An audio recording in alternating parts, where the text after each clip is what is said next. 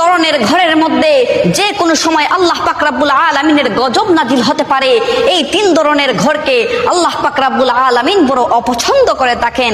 1 number হচ্ছে যেই ঘরের মধ্যে নারীর আওয়াজ পুরুষের তুলনায় উচ্চ হয়ে থাকে, সেই ঘরের মধ্যে প্রতিদিন 70,000 ফেরেশতা লানত পাঠিয়ে থাকে। 2 নম্বর হচ্ছে যেই ঘরের মধ্যে অন্যের হকের মারা টাকা জমা থাকে আর সেই টাকা দিয়ে সংসার চলে, ওই ঘরের মধ্যে যে কোনো সময় আল্লাহ পাক রব্বুল আলামিনের গজব নাজিল হতে পারে।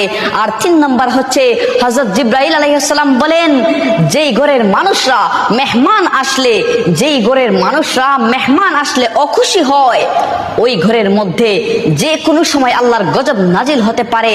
যদিও নামাজ পড়া হয় ওই ঘরের মধ্যে, ফেরেশতারা সওয়াব লেখেন না, নামাজের সওয়াব লেখেন না। নাউজুবিল্লাহ। আল্লাহ পাক রব্বুল আলামিন এই 3 ধরনের বৈশিষ্ট্য থেকে আমাদেরকে যেন